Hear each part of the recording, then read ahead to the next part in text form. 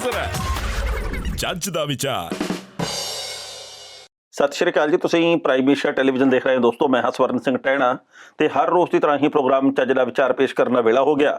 ਹਰ ਰੋਜ਼ ਦੀ ਤਰ੍ਹਾਂ ਹਰਬੰਸ ਸਿੰਘ ਜੀ ਨਾਲ ਨੇ। ਸਤਿ ਸ਼੍ਰੀ ਅਕਾਲ ਸਾਹਿਬ, ਕੀ ਹਾਲ ਚਾਲ ਨੇ? ਬਹੁਤ ਵਧੀਆ, ਚੜ੍ਹਦੀ ਕਲਾ। ਕਿਵੇਂ ਚੱਲ ਰਹੀ ਹੈ ਜ਼ਿੰਦਗੀ? ਜ਼ਿੰਦਗੀ ਮੇਰੀ ਠੀਕ ਆ ਜੀ, ਬਹੁਤ ਵਧੀਆ, ਊਰਜਾ ਭਰਪੂਰ ਆ ਤੇ ਸਭ ਕੁਝ ਚੜ੍ਹਦੀ ਕਲਾ ਚ ਜੀ। ਚੜ੍ਹਦੀ ਕਲਾ ਦੇ ਵਿੱਚ ਹੀ ਸਭ ਕੁਝ ਹੋ ਜਾਵੇ, ਇਹਦੀ ਅਸੀਂ ਆਸ ਤੇ ਅਰਦਾਸ ਕਰਦੇ ਆਂ। ਤੇ ਬਾਕੀ ਅੱਜ ਟਹਿਣਾ ਸਾਹਿਬ ਤੁਹਾਡੇ ਚ ਅੱਗੇ ਤੋਂ ਇਹ ਅੰਦਾਜ਼ਾ ਲੱਗ ਰਿਹਾ ਕਿ ਗਰਮੀ ਜਿਹੜੀ ਹੈ ਉਹ ਹੋ ਗਈ ਹੈ, ਜਾਂ ਕਹਿ ਲਓ ਹੋਣ ਵੱਲ ਨੂੰ ਵੱਧ ਰਹੀ ਹੈ, ਕਿ ਧੁੱਪ ਬਹੁਤ ਤਿੱਖੀ ਨਿਕਲੀ ਹੋਈ ਹੈ ਤੇ ਉਹਦੇ ਨਾਲ ਹੁਣ ਧੁੱਪ ਦੇ ਵਿੱਚ ਬੈਠ ਕੇ ਕੋਟੀਆਂ ਸਵੈਟਰ ਲਾਉਣੇ ਪੈਂਦੇ ਨੇ। ਬਿਲਕੁਲ ਜੀ, ਗੱਲ ਇਹ ਆ ਵੀ ਪਿਛਲੇ ਕਈ ਦਿਨਾਂ ਤੋਂ ਲਗਾਤਾਰ ਸੋਹਣੀ ਤਿੱਖੀ ਧੁੱਪ ਨਿਕਲਦੀ ਹੈ, ਜਿਹਦੇ ਕਰਕੇ ਪੰਜਾਬ ਦੇ ਵਿੱਚ ਪਾਰਾ ਜਿਹੜਾ ਦੁਪਹਿਰ ਦੇ ਵੇਲੇ 20 ਤੋਂ ਲੈ ਕੇ 21 ਡਿਗਰੀ ਤੱਕ ਹੋ ਗਿਆ ਜੀ। ਰਾਤ ਦੇ ਵੇਲੇ ਠੰਡ ਕਾਫੀ ਹੈ ਤੇ ਠੰਡ ਦੇ ਕਰਕੇ ਧੁੰਦ ਕਾਫੀ ਹੈ ਤੇ ਪਤਾ ਇਹ ਲੱਗਾ ਮੌਸਮ ਵਿਭਾਗ ਨੇ ਕਿਹਾ ਕਿ ਆਉਂਦੇ 3 ਦਿਨ ਪੰਜਾਬ ਦੇ ਵਿੱਚ ਮੌਸਮ ਸੋਹਣਾ ਰਹਿਣਾ ਤੇ ਇਹ ਵੀ ਗੱਲ ਕਹੀ ਗਈ ਹੈ ਕਿ 31 ਜਨਵਰੀ ਨੂੰ ਪੰਜਾਬ ਦੇ ਵਿੱਚ ਹੋ ਸਕਦਾ ਬੱਦਲਵਾਈ ਰਵੇ ਤੇ 1 ਤੇ 2 ਫਰਵਰੀ ਨੂੰ ਪੰਜਾਬ ਦੇ ਵਿੱਚ ਕਈ ਥਾਵਾਂ ਦੇ ਉੱਤੇ ਬੂੰਦਾਬਾਂਦੀ ਹੋਣ ਦੀ ਸੰਭਾਵਨਾ ਪ੍ਰਗਟ ਕੀਤੀ ਗਈ ਹੈ ਜੀ। ਤੇ ਟਹਿਣਾ ਸਾਹਿਬ ਹੁਣ ਚੱਜ ਦੇ ਵਿਚਾਰ ਦੀ ਪੇਸ਼ਕਾਰੀ ਵੀ ਕਰ ਦਿਓ। ਚੱਜ ਦਾ ਵਿਚਾਰ ਇਹ ਆ ਬਈ, ਧਿਆਨ ਨਾਲ ਸੁਣਿਓ ਤੇ ਗਾਂ ਤੋਂ ਗਾਂ ਪਹੁੰਚਾਇਓ ਵੀ। ਮੇਰੀ ਤਾਂ ਇਹ ਬੇਨਤੀ ਆ ਕਿ ਚਿੜੀਆਂ ਕਦੇ ਵੀ ਪੂਰਾ ਖੇਤ ਨਹੀਂ ਚੁਗਦੀਆਂ। ਵਾਹ।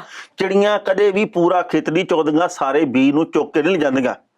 ਜਿਹੜੇ ਹਿੰਮਤੀ ਹੁੰਦੇ ਆ, ਜਿਨ੍ਹਾਂ ਦੇ ਹੌਸਲੇ ਬੁਲੰਦ ਹੁੰਦੇ ਆ, ਜਿਹੜੇ ਊਰਜਾਵਾਨ ਹੁੰਦੇ, ਜਿਹੜੇ ਉਤਸ਼ਾਹ ਚ ਹੁੰਦੇ, ਜਿਹੜੇ ਚੜ੍ਹਦੀ ਕਲਾ ਚ ਹੁੰਦੇ ਆ, ਜਿਹੜੇ ਬੇਹਿੰਮਤੇ ਨਹੀਂ, ਉਹ ਬਾਕੀ ਬਚੇ ਹੋਏ ਬੀਜ ਦੇ ਨਾਲ ਹੀ ਨਵੀਆਂ ਫਸਲਾਂ ਉਗਾ ਲੈਂਦੇ, ਪੈਦਾ ਕਰ ਲੈਂਦੇ ਆ।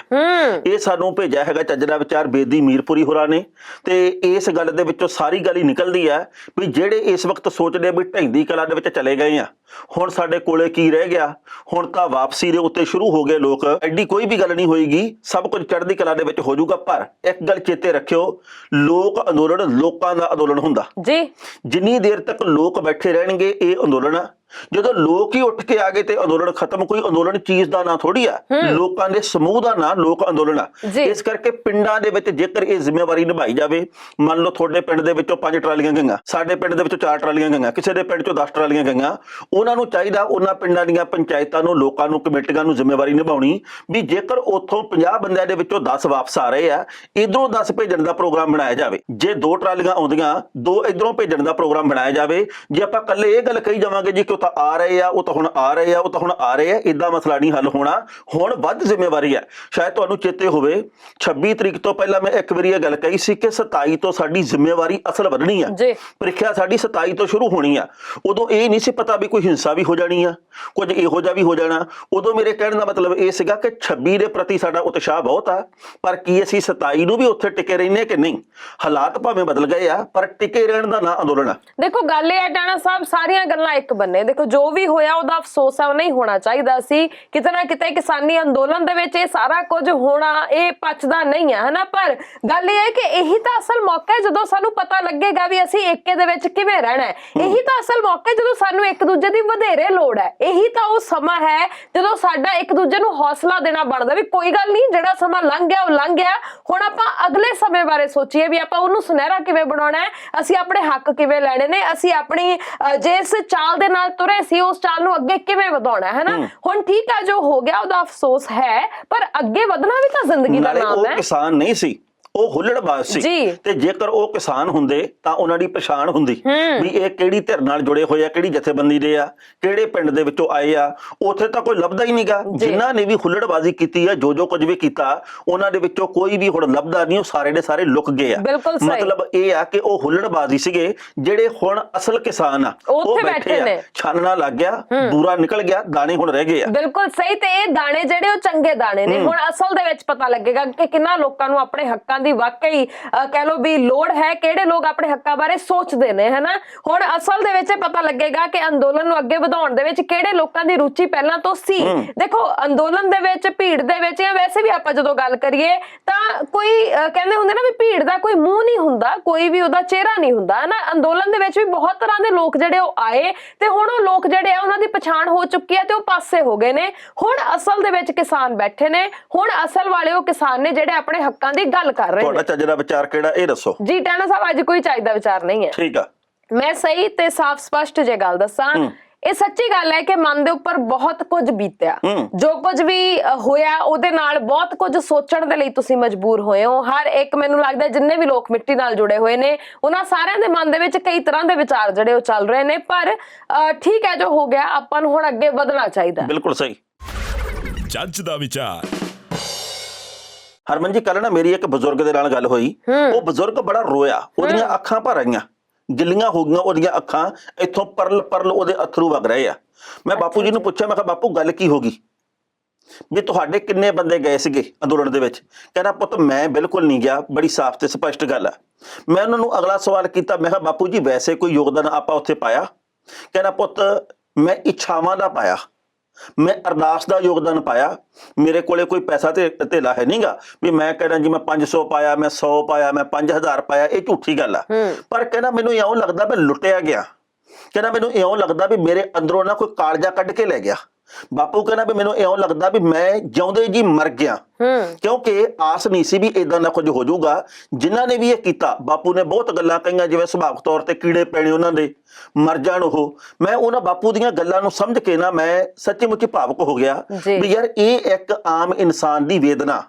ਦੁਨੀਆ ਭਰ ਦੇ ਵਿੱਚ ਬੈਠੇ ਲੋਕ ਆ ਜਿਹੜੇ, ਉਹ ਇਸ ਗੱਲ ਦੀ ਆਸ ਲਾਈ ਬੈਠੇ ਸੀ ਵੀ ਐਤਕੀ ਨਾ ਇਤਿਹਾਸ ਸਿਰਜਿਆ ਜਾਣਾ, ਪਰ ਐਨ ਮੌਕੇ ਦੇ ਉੱਤੇ ਆ ਕੇ ਜਿਹੜੇ ਵੀ ਲੋਕਾਂ ਨੇ ਮੋੜ ਕਟਾਇਆ, ਸਿਰ ਸਵਾਹ ਉਹਨਾਂ ਦੇ ਪੈ ਗਈ ਆ। ਤੇ ਉਹਨਾਂ ਨੇ ਕਈਆਂ ਦੇ ਪਾ ਦਿੱਤੀ ਆ। ਪਰ ਕੋਈ ਗੱਲ ਨਹੀਂ, ਇਹਦਾ ਮਤਲਬ ਇਹ ਨਹੀਂ ਕਿ ਆਪਾਂ ਢੇਰੀ ਢਾਲ ਗਏ, ਇਹਦਾ ਮਤਲਬ ਇਹ ਨਹੀਂ ਕਿ ਆਪਾਂ ਮਰੂ ਮਰੂ ਕਰੀ ਜਾਗੇ, ਇਹਦਾ ਮਤਲਬ ਇਹ ਨਹੀਂ ਕਿ ਅਸੀਂ ਪਛਤਾਵਾ ਹੀ ਕਰੀ ਜਾਗੇ। ਬੀਤ ਗਿਆ, ਜਿਹੜਾ ਬੀਤ ਗਿਆ ਉਹ ਬਦਲਿਆ ਨਹੀਂ ਜਾ ਸਕਦਾ। ਜੀ ਟਾਣਾ ਸਾਹਿਬ, ਸਿਆਣੇ ਕਹਿੰਦੇ ਹੁੰਦੇ ਨੇ ਹਰ ਸਿੱਕੇ ਦੇ ਦੋ ਪਹਿਲੂ ਹੁੰਦੇ ਨੇ, ਇੱਕ ਚੰਗਾ ਤੇ ਇੱਕ ਮਾੜਾ। ਜਿਹੜਾ ਮਾੜਾ ਪਹਿਲੂ ਹੈ ਉਹ ਸਾਰਿਆਂ ਦੇ ਸਾਹਮਣੇ ਆ ਗਿਆ ਕਿ ਦੇਖੋ ਜੀ ਜੋ ਹੋਇਆ ਉਹ ਬਹੁਤ ਗਲਤ ਹੋਇਆ, ਪਰ ਇਹਦਾ ਇੱਕ ਚੰਗਾ ਪਹਿਲੂ ਇਹ ਵੀ ਤਾਂ ਹੋ ਸਕਦਾ ਹੈ ਕਿ ਜੇਕਰ ਹੁਣ ਵੀ ਉਹਨਾਂ ਲੋਕਾਂ ਦੀ ਪਛਾਣ ਨਾ ਹੁੰਦੀ, ਕੋਈ ਪਤਾ ਨਹੀਂ ਅੱਗੇ ਚੱਲ ਕੇ ਉਹ ਅੰਦੋਲਨ ਨੂੰ ਕਿਹੋ ਜਿਹੀ ਢਾਹ ਲਾ ਦਿੰਦੇ। ਨਾਲੇ ਅਸੀਂ ਤਾਂ ਉਹ ਪੰਜਾਬੀ ਜਾਂ ਅਸੀਂ ਤਾਂ ਉਹ ਕਿਸਾਨ ਆ, ਮੈਂ ਇਕੱਲੇ ਪੰਜਾਬੀ ਦੀ ਗੱਲ ਨਹੀਂ ਕਰਦਾ, ਸਾਡੇ ਹਰਿਆਣਵੀ ਭੈਣਾਂ ਵੀਰ ਵੀ ਆ, ਯੂਪੀ ਦੇ ਵੀ ਆ, MP ਦੇ ਵੀ ਆ, ਉੱਤਰਾਖੰਡ ਦੇ ਵੀ ਆ। ਜੇਕਰ ਆਪਾਂ ਆਪੋ ਆਪਣੇ ਧਰਮ ਗੁਰੂਆਂ ਦੀ ਗੱਲ ਕਰਦੇ ਆ, ਅਸੀਂ ਸਿੱਖ ਧਰਮ ਦੇ ਨਾਲ ਸੰਬੰਧਿਤ ਆ, ਜੇ ਅਸੀਂ ਸਿੱਖ ਧਰਮ ਦੇ ਵੱਲ ਦੇਖੀਏ, ਗੁਰੂ ਸਾਹਿਬਾਨ ਨੂੰ ਕਿਹੜਾ ਚੁਣੌਤੀਆਂ ਦਾ ਸਾਹਮਣਾ ਨਹੀਂ ਕਰਨਾ ਪਿਆ। ਉਹਨਾਂ ਨੇ ਕਿਵੇਂ ਆਪਣਾ ਸਰਬੰਸ ਵਾਰਿਆ, ਕਿਵੇਂ ਪੈਰ ਪੈਰ ਦੇ ਉੱਤੇ ਉਹਨਾਂ ਦੇ ਮੂਹਰੇ ਮੁਸੀਬਤਾਂ ਦਾ ਪਹਾੜ ਖੜਾ ਹੁੰਦਾ ਸੀਗਾ, ਪਰ ਸਾਰੀਆਂ ਮੁਸ਼ਕਲਾਂ ਨੂੰ ਚੀਰ ਕੇ ਅੱਗੇ ਵਧੇ।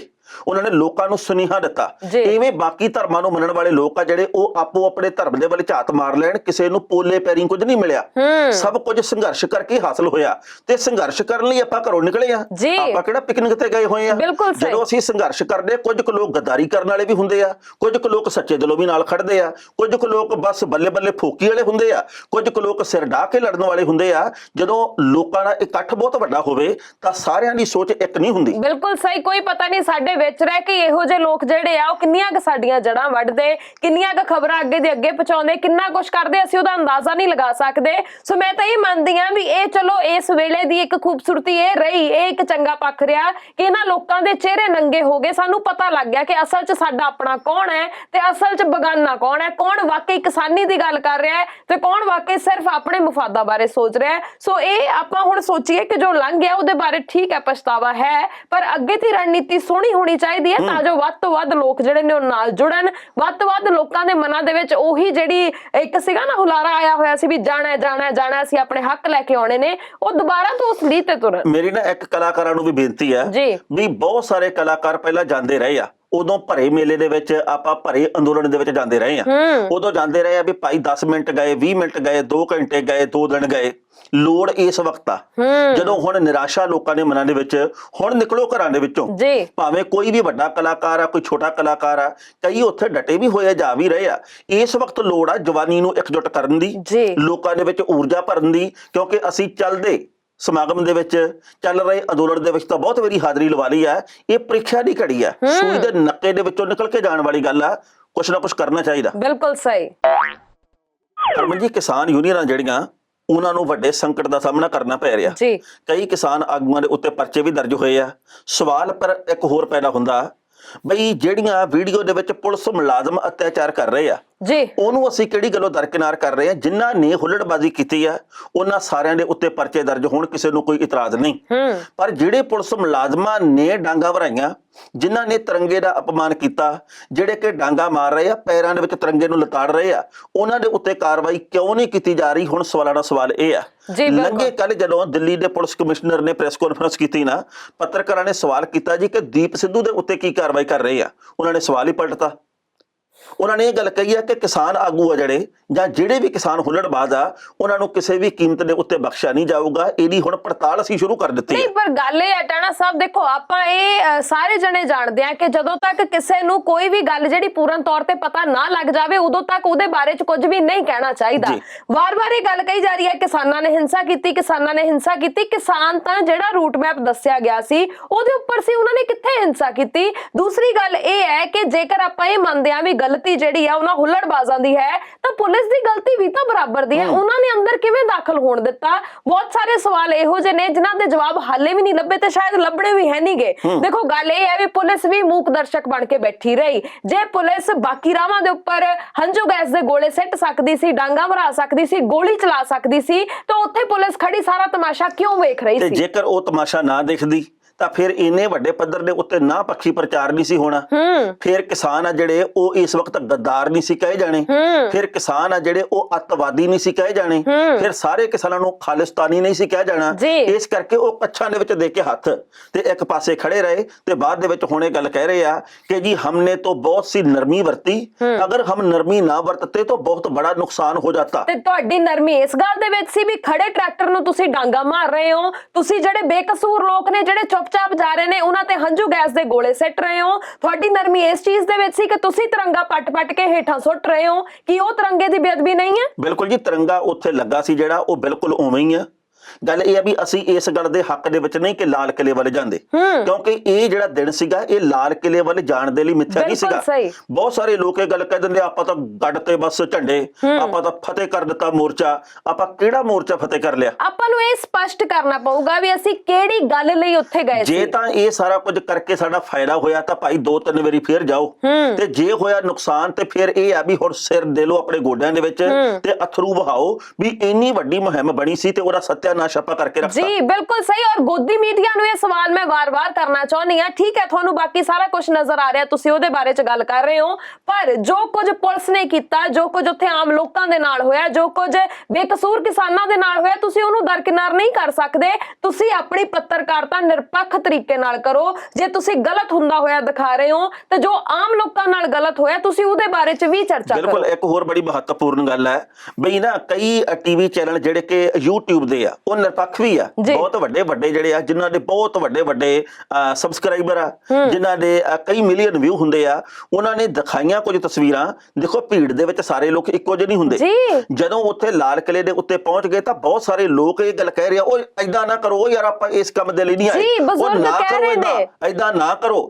ਹਟਾਉਣ ਵਾਲੇ ਵੀ ਸੀਗੇ, ਭੜਕਾਉਣ ਵਾਲੇ ਵੀ ਸੀਗੇ, ਪਰ ਆਪਾਂ ਹਟਾਉਣ ਵਾਲਿਆਂ ਦਾ ਜ਼ਿਕਰ ਹੀ ਨਹੀਂ ਕਰਦੇਗੇ। ਆਪਾਂ ਉਹਨਾਂ ਦੇ ਲਈ ਕਿਉਂ ਇਹੋ ਜਿਹੀ ਸੋਚ ਰੱਖਦੇ ਆ? ਅਸੀਂ ਸਾਰਿਆਂ ਨੂੰ ਇੱਕੋ ਰੱਸੇ ਬੰਨ੍ਹ ਦਿੰਨੇ ਆ। ਹੁੱਲੜਬਾਜ਼ ਆ ਜਿਹੜੇ ਉਹਨਾਂ ਦੇ ਉੱਤੇ ਕਾਰਵਾਈ ਹੋਵੇ ਤੇ ਇਹ ਗੱਲ ਨਾ ਕਹੀ ਜਾਵੇ ਕਿ ਇਹ ਤਾਂ ਆਤੰਕੀ ਕਿਸਾਨ ਹੈ। ਇਹ ਗੱਲ ਕਹੀ ਜਾਵੇ ਕਿ ਇਹਨਾਂ ਦੇ ਵਿੱਚ, ਇਹਨਾਂ ਦੇ ਭੇਸ ਦੇ ਵਿੱਚ ਕੁਝ ਕੁ ਲੋਕ ਵੜੇ ਹੋਏ ਸੀ, ਉਹਨਾਂ ਦਾ ਹੁਣ ਪਤਾ ਲੱਗ ਗਿਆ ਤੇ ਕਿਸਾਨ ਅੰਦੋਲਨ ਪਹਿਲਾਂ ਦੀ ਵਾਂਗ ਜਿਉਂਦੀ ਤਿਉਂ ਆ। ਜੀ, ਤੇ ਨਾਲੇ ਜੇਕਰ ਕਿਸਾਨ ਆਤੰਕੀ ਸੀ ਨਾ, ਤੇ ਜਿਨ੍ਹਾਂ ਪੁਲਿਸ ਵਾਲਿਆਂ ਨੇ, ਜਿਨ੍ਹਾਂ ਫੌਜ ਵਾਲਿਆਂ ਨੇ ਗਲਤੀਆਂ ਕੀਤੀਆਂ ਨੇ, ਉਹਨਾਂ ਨੇ ਅਤਿਆਚਾਰ ਕੀਤਾ ਹੈ, ਉਹਨਾਂ ਨੂੰ ਵੀ ਫਿਰ ਤੁਸੀਂ ਆਪਣੀ ਪਰਿਭਾਸ਼ਾ ਦੇ ਵਿੱਚ ਕੋਈ ਨਾਮ ਦਿਓ ਨਾ। ਤੁਸੀਂ ਇਹ ਤਾਂ ਦਿਖਾਉਂਦੇ ਨਹੀਂ ਹੋ ਵੀ ਕਿਸਾਨ ਜਿਹੜਾ ਉਹ ਜਲ ਵੀ ਵਰਤਾ ਰਿਹਾ ਹੈ, ਉਹਨਾਂ ਹੀ ਫੌਜੀਆਂ ਨੂੰ, ਉਹਨਾਂ ਹੀ ਪੁਲਿਸ ਵਾਲਿਆਂ ਨੂੰ ਉਹ ਪਾਣੀ ਲੰਗਰ ਵੀ ਛਕਾ ਰਹੇ ਨੇ, ਜਿਹੜੇ ਮੁੜ ਕੇ ਉਹਨਾਂ ਦੀ ਡਾਂਗਾ ਮਾਰਦੇ ਨੇ। ਉਹਨਾਂ ਦੀ ਫਿਰ ਤੁਹਾਡੀ ਪਰਿਭਾਸ਼ਾ ਦੇ ਵਿੱਚ ਕੀ ਤੁਸੀਂ ਉਹਨਾਂ ਨੂੰ ਨਾਮ ਦੋਗੇ? ਇਹਦੇ ਬਾਰੇ ਮੈਂ ਅੱਜ ਸਵੇਰੇ ਪੜ੍ਹ ਕੇ ਹਟਿਆ ਵੀ ਚਲੋ ਜਿਹੜੇ ਉੱਥੇ ਗਏ ਆ ਉਹ ਤਾਂ ਗਲਤ ਹੈਗੇ ਹੀ ਆ, ਪਰ ਜਦੋਂ ਆਪਾਂ ਲਾਲ ਕਿਲਾ ਵੇਚ ਹੀ ਦਿੱਤਾ, ਠੇਕੇ ਤੇ ਦਿੱਤਾ, ਉਹ ਕਿਹੜਾ ਸਹੀ ਆ? ਬਿਲਕੁਲ, ਉਹਦਾ ਜਵਾਬ ਦਿਓ। ਇਦਾਂ ਦੀਆਂ ਗੱਲਾਂ ਦਾ ਵੀ ਖਿਆਲ ਹੋਣਾ ਚਾਹੀਦਾ। ਜੱਜ ਦਾ ਵਿਚਾਰ।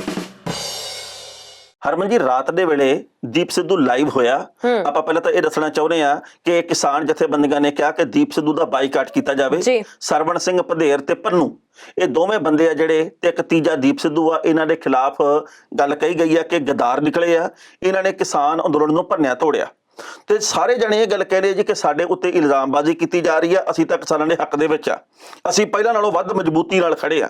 ਪਰ ਰਾਤ ਦੇ ਵੇਲੇ ਦੀਪ ਸਿੱਧੂ ਲਾਈਵ ਹੋਇਆ ਉਹਨੇ ਇਹ ਗੱਲ ਕਹੀ ਹੈ ਕਿ ਮੇਰੇ ਮਨ ਦੇ ਵਿੱਚ ਬਹੁਤ ਕੁਝ ਆ, ਮੈਂ ਕਈਆਂ ਨੂੰ ਨੰਗੇ ਕਰ ਸਕਦਾ ਪਰ ਹਾਲੇ ਕਰਨੇ ਨਹੀਂ। ਅੱਛਾ ਜੀ। ਉਹ ਕਹਿੰਦਾ ਜੀ ਕਿ ਮੈਨੂੰ ਗਦਾਰ ਆਖਿਆ ਜਾ ਰਿਹਾ, ਜਦੋਂ ਤੁਸੀਂ ਆਪਣੀ ਜਵਾਨੀ ਨੂੰ ਸੰਭਾਲਦੇ ਨਹੀਂ ਤਾਂ ਇਹਨਾਂ ਨੇ ਕੁਝ ਨਾ ਕੁਝ ਕਰਨਾ ਹੀ ਆ। ਉਹ ਕਹਿੰਦਾ ਵਹਿਣ ਦੇ ਵਿੱਚ ਵਹਿ ਤੁਰੇ ਸਾਰੇ, ਤੇ ਮੈਂ ਵੀ ਉਸ ਵਹਿਣ ਦਾ ਹਿੱਸਾ ਸੀ, ਇਸ ਕਰਕੇ ਭਾਈ ਕਸੂਰ ਕਿਸੇ ਦਾ ਕੀ ਆ। ਹੁਣ ਮੈਂ ਇੱਕ ਗੱਲ ਬੜੀ ਸਾਫ਼ ਕਰ ਦਿਆਂ ਵੀ ਅਸੀਂ ਵੀ ਦੀਪ ਸਿੱਧੂ ਦੀ ਇੰਟਰਵਿਊ ਕੀਤੀ ਸੀ।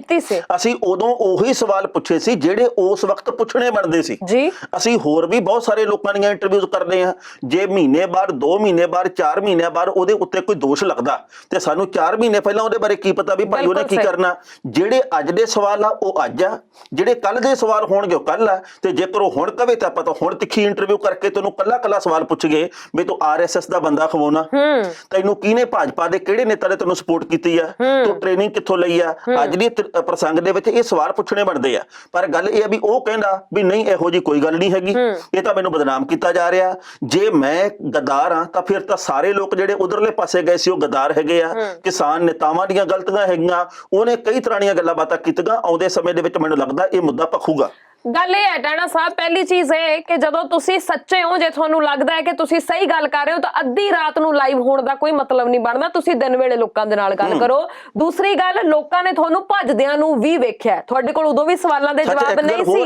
ਉਹ ਕਹਿੰਦਾ ਵੀ ਮੋਟਰਸਾਈਕਲ ਦੇ ਉੱਤੇ ਮੈਂ ਨਹੀਂ ਭੱਜਿਆ, ਅੱਛਾ ਮੈਨੂੰ ਤਾਂ ਵਿਗਾੜ ਕੇ ਪੇਸ਼ ਕੀਤਾ ਜਾ ਰਿਹਾ। ਕਹਿੰਦਾ ਵੀ ਹਾਂ ਮੈਂ ਟਰੈਕਟਰ ਦੇ ਉੱਤੇ ਲਾਈਵ ਸੀਗਾ ਹੋਇਆ, ਪਰ ਉਦੋਂ ਮੈਨੂੰ ਕੁਝ ਕੁ ਲੋਕਾਂ ਨੇ ਕਿਹਾ ਜਿਹੜੇ ਸਿਆਣੇ ਲੋਕ ਆ, ਉਹ ਕਹਿੰਦੇ ਬਾਈ ਤੂੰ ਨਿਕਲ ਜਾ, ਐਵੇਂ ਇੱਥੇ ਮਸਲਾ ਵਧੂਗਾ।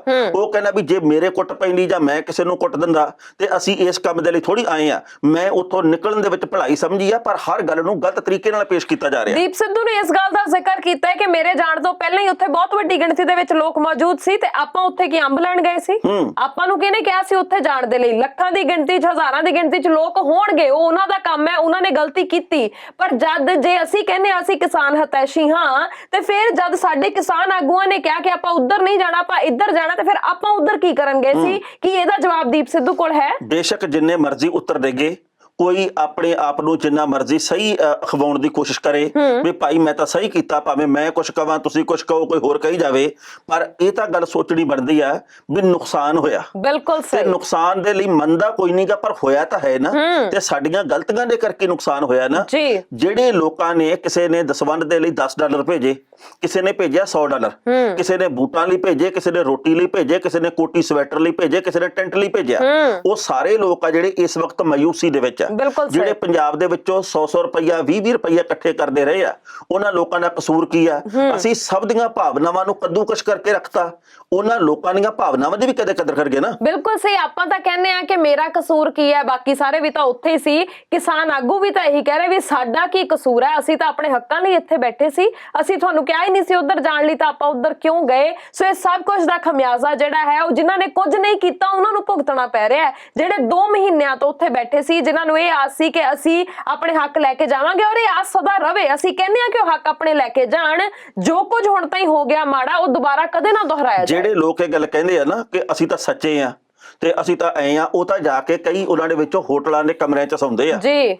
ਉੱਥੇ ਜਾ ਕੇ ਟਰਾਲੀਆਂ ਦੇ ਉੱਤੇ ਚੜੀ ਹੋਈ ਇੰਨੀ ਮਿੱਟੀ ਦੇਖੋ, ਫਿਰ ਪਤਾ ਲੱਗਦਾ ਵੀ ਅੰਦੋਲਨ ਦੇ ਵਿੱਚ ਹਿੱਸਾ ਕਿਹਨੇ ਲਿਆ। ਬਿਲਕੁਲ ਸਹੀ। ਜਦੋਂ ਅਸੀਂ ਜਾ ਕੇ ਦੇਖਦੇ ਆ ਨਾ, ਜਿਹੜੇ ਉਹਦੇ ਉੱਤੇ ਬੋਰਡ ਲੱਗੇ ਹੋਏ ਆ, ਜਿਹੜੀਆਂ ਫਲੈਕਸਾਂ, ਜਿਹੜੇ ਪੋਸਟਰ ਲੱਗੇ ਆ, ਉਹਨਾਂ ਦੇ ਉੱਤੇ ਵੀ ਇੰਨੀ ਮਿੱਟੀ ਚੜੀ ਆ, ਤੇ ਉਹ ਅਸਲ ਦੇ ਵਿੱਚ ਕਦਰਦਾਨ, ਬਿਲਕੁਲ ਸਹੀ, ਉਹ ਅਸਲ ਦੇ ਵਿੱਚ ਸੰਘਰਸ਼ੀਲ। ਜਿਹੜੇ ਬੰਦੇ ਜਾਂਦੇ ਆ 2 ਘੰਟੇ ਬੋਲ ਕੇ ਮੇਰੇ ਵਰਗਾ ਕਹਿੰਦਾ ਆਪਾਂ ਹੋਟਲ 'ਚ ਚੱਲਦੇ ਆ, ਆਪਾਂ ਤਾਂ ਜੀ ਗੱਡੀ ਦੇ ਵਿੱਚੋਂ ਬਾਹਰ ਨਹੀਂ ਨਿਕਲਦੇ, ਉਹਨਾਂ ਦੀ ਗੱਲ ਨਹੀਂ, ਇਹ ਉਹਨਾਂ ਲੋਕਾਂ ਦੀ ਗੱਲ ਹੈ ਜਿਹੜੇ ਖੇਤਾਂ ਦੇ ਵਿੱਚੋਂ ਮਿੱਟੀ ਚੋਂ ਨਿਕਲੇ ਆ ਤੇ ਉੱਥੇ ਵੀ ਮਿੱਟੀ ਦੇ ਵਿੱਚ ਭਰੇ ਬੈਠੇ ਆ। ਬਿਲਕੁਲ ਸਹੀ। ਬਾਕੀ ਅਫਵਾਹਾਂ ਤੋਂ ਬਚੋ, ਅੰਦੋਲਨ ਚੱਲ ਰਿਹਾ ਹੈ ਤੇ ਜਦ ਤੱਕ ਉਹ ਕਹਿੰਦੇ ਵੀ ਸਾਨੂੰ ਸਾਡੇ ਹੱਕ ਨਹੀਂ ਮਿਲਣਗੇ, ਇਹ ਚੱਲਦਾ ਰਹੇਗਾ। ਬਿਲਕੁਲ। ਆਪਾਂ ਗਾਇਕਾਂ ਦੀ ਗੱਲ ਕੀਤੀ ਸੀ, ਗਾਇਕਾਂ ਨੇ ਵੀ ਬਹੁਤ ਤਰ੍ਹਾਂ ਦੇ ਨਾਲ ਇਸ ਅੰਦੋਲਨ ਦੇ ਵਿੱਚ ਯੋਗਦਾਨ ਪਾਇਆ ਸੀ ਤੇ ਪਾ ਰਹੇ ਵੀ ਨੇ। ਚਾਹੇ ਆਪਾਂ ਕੰਵਰ ਗਰੇਵਾਲ ਹੋਰਾਂ ਦੀ ਗੱਲ ਕਰੀਏ, ਉਹ ਹਾਲੇ ਵੀ ਹੋਕਾ ਦੇ ਰਹੇ ਨੇ ਵੀ ਠੀਕ ਹੈ, ਸਾਰਿਆਂ ਨੇ ਉਹ ਗੱਲਾਂ ਤਾਂ ਕਰ ਲਈਆਂ ਜੋ ਮਾੜੀਆਂ ਹੋਈਆਂ, ਪਰ ਜੋ ਚੰਗਾ ਹੋਇਆ ਉਹਦੀ ਬਾਤ ਕੋਈ ਨਹੀਂ ਪਾ ਰਿਹਾ। ਆਪਾਂ ਉਧਰ ਵੀ ਧਿਆਨ ਦਈਏ। ਮੈਂ ਨਾ ਕੱਲ ਕੰਵਰ ਗਰੇਵਾਲ ਦੇ ਨਾਲ ਗੱਲ ਕੀਤੀ ਜੀ, ਮੈਂ ਫੋਨ ਕੀਤਾ ਵੀ ਪੁੱਛਣਾ ਵੀ ਕਿੱਥੇ ਨੇ ਉਹ। ਮੈਨੂੰ ਬੜੀ ਹੈਰਾਨੀ ਹੋਈ ਤੇ ਬੜੀ ਤਸੱਲੀ ਹੋਈ। ਉਹ ਕਹਿੰਦੇ ਬਾਈ ਮੈਂ ਟਿਕਰੀ ਬਾਰਡਰ ਦੇ ਉੱਤੇ ਆ, ਜੀਪ ਦੇ ਉੱਤੇ ਸਪੀਕਰ ਲਾ ਕੇ ਲੋਕਾਂ ਨੂੰ ਇਹ ਗੱਲ ਕਹਿ ਰਹੇ ਆ ਵੀ ਹੌਸਲੇ ਨਾਲ ਡਟੇ ਰਹੋ, ਕੁਛ ਨਹੀਂ ਹੋਇਆਗਾ, ਮਾੜਾ ਚੰਗਾ ਸਮਾਂ ਆਉਂਦਾ ਰਹਿੰਦਾ। ਮੈਂ ਕਿਹਾ ਯਾਰ ਬਲਹਾਰੇ ਜਾਵਾਂ ਬੰਦਿਆਂ ਦੇ, ਸੱਚੀ ਜਿਹੜੇ ਲੋਕ ਡਟੇ ਆ ਨਾ ਉਹ ਡਟੇ ਹੀ ਆ। ਬਿਲਕੁਲ ਇਹ ਸਹੀ ਵੇਲਾ ਸੱਚੀ ਮੁੱਚੀ ਉਹਨਾਂ ਦਾ ਹੀ ਆ, ਸਾਡੇ ਨਾਇਕ ਹੈ ਹੀ ਉਹ। ਬਿਲਕੁਲ ਸਹੀ ਗੱਲ ਹੈ। ਜਿਹੜੇ ਲੋਕ ਹਾਲੇ ਵੀ ਆਪਣਾ ਕੀਮਤੀ ਸਮਾਂ ਜਿਹੜਾ ਉਹ ਦੇ ਰਹੇ ਨੇ, ਜਿਹੜੇ ਹਾਲੇ ਵੀ ਆਪਣੀ ਜ਼ਿੰਮੇਵਾਰੀ ਸਮਝਦੇ ਤੇ ਨੇ। ਜਿਹੜੇ ਛੁਰਲੀ ਛੱਡਦੇ ਨਾ, ਟਰਾਲੀਆਂ ਤਾਂ ਵਾਪਸ ਆਉਣ ਲੱਗ ਪਈਆਂ, ਕੋਈ ਨਹੀਂ ਵਾਪਸ ਬਹੁਤ ਆ ਟਰਾਲੀਆਂ ਰਹੀਆਂ। ਵਾਪਸ ਆ ਗਈਆਂ, ਹੁਣ ਤਾਂ ਵੇਲ ਪੈ ਜਾਣੀ ਆ। ਨਹੀਂ, ਮੈਂ ਇੱਥੇ ਇੱਕ ਚੀਜ਼ ਹੋਰ ਸਪਸ਼ਟ ਕਰ ਦਿਆਂ, ਮੈਂ 2-3 ਲਾਈਵਸ ਵੇਖੇ ਨੇ, ਉੱਥੋਂ 2-3 ਲੋਕਾਂ ਨਾਲ ਗੱਲਬਾਤ ਕੀਤੀ ਹੈ। ਉਹਨਾਂ ਦਾ ਇਹ ਕਹਿਣਾ ਹੈ ਕਿ ਜਿਹੜੀਆਂ ਟਰਾਲੀਆਂ ਸਿਰਫ 26 ਤਰੀਕ ਦੇ ਮੱਦੇਨਜ਼ਰ ਵੱਧ ਗਿਣਤੀ ਦੇ ਵਿੱਚ ਇੱਥੋਂ ਕੂਚ ਕੀਤੀਆਂ ਸੀ, ਪੰਜਾਬ ਦੇ ਵਿੱਚੋਂ, ਹਰਿਆਣਾ ਦੇ ਵਿੱਚੋਂ, ਵੱਖ-ਵੱਖ ਥਾਵਾਂ ਤੋਂ ਗਈਆਂ ਸੀ ਦਿੱਲੀ ਨੂੰ, ਸਿਰਫ ਉਹ ਟਰਾਲੀਆਂ ਵਾਪਸ ਆ ਰਹੀਆਂ ਨੇ। ਜਿਹੜੇ ਲੋਕ ਪਹਿਲਾਂ ਦੇ ਉੱਥੇ ਬੈਠੇ ਨੇ ਉਹ ਉੱਥੇ ਹੀ ਬੈਠੇ ਨੇ ਔਰ ਉਹ ਡਟੇ ਹੋਏ ਨੇ, ਅੰਦੋਲਨ ਚੱਲ ਰਿਹਾ ਹੈ। ਔਰ ਇਹ ਸਭ ਕੁਝ ਦੇ ਵਿੱਚ ਬੱਬੂ ਮਾਨ ਹੋਰਾਂ ਨੇ ਆਪਣਾ ਜਿਹੜਾ ਦਰਦ ਹੈ, ਜੋ ਦਿਲ ਦੀ ਇੱਕ ਚੀਜ਼ ਹੈ ਕਹ ਲੋ, ਜੋ ਦਿਲ ਦੇ ਉੱਪਰ ਬੀਤ ਰਹੀ ਹੈ, ਉਹਨੂੰ ਸ਼ਬਦਾਂ ਰਾਹੀਂ ਬਿਆਨ ਕੀਤਾ। ਹਾਂ ਬਿਲਕੁਲ, ਸ਼ਬਦਾਂ ਰਾਹੀਂ ਬਿਆਨ ਕਰਨਾ, ਬੋਲ ਕੇ, ਲਿਖ ਕੇ ਬਿਆਨ ਕਰਨਾ, ਜਿਹੜੇ ਵੀ ਲੋਕਾਂ ਦੇ ਹਿੱਸੇ ਆਇਆ ਨਾ, ਉਹ ਬਿਆਨ ਵੀ ਦਰਦ ਕਰਨ ਤੇ ਨਾਲ ਦੀ ਨਾਲ ਇੱਕ ਨਵੀਂ ਊਰਜਾ, ਇੱਕ એનર્ਜੀ ਦੀ ਗੱਲ ਵੀ ਕਰਨ। ਜੀ, ਕਿਉਂਕਿ ਇਹ ਗੱਲ ਸੱਚੀ ਹੈ ਵੀ ਪਾਏ ਹੋਏ ਮਹਿਲ ਨੂੰ ਡੇਗਣ ਦੀ ਕੋਸ਼ਿਸ਼ ਕੀਤੀ ਗਈ ਹੈ। ਇਹਦੀਆਂ ਕੰਨਾਂ ਦੇ ਉੱਤੇ ਸੱਟਾਂ ਮਾਰ ਕੇ ਡੇਗ ਵੀ ਦਿੱਤਾ ਗਿਆ, ਪਰ ਇਹ ਪੂਰੀ ਤਰ੍ਹਾਂ ਡਿੱਗਿਆ ਨਹੀਂ, ਇਹ ਲਿਫਿਆ। ਵੈਸੇ ਇੱਕ ਗੱਲ ਹੋਰ ਆ ਵੀ ਸਾਡੇ ਨਾਲ ਧੱਕਾ ਕਿਹੜਾ ਪਹਿਲੀ ਵਾਰ ਹੋਇਆ ਜੀ, ਜਾਂ ਸਾਡੇ ਨਾਲ ਧੋਖਾ ਪਹਿਲੀ ਵਾਰ ਹੋਇਆ? ਤੁਸੀਂ ਅਤੀਤ ਦੇ ਵੱਲ ਝਾਤ ਮਾਰ ਕੇ ਦੇਖੋ, ਧੱਕੇ ਤੇ ਧੋਖੇ ਸਾਡੀ ਕਿਸਮਤ ਦੇ ਵਿੱਚ ਲਿਖੇ ਆ।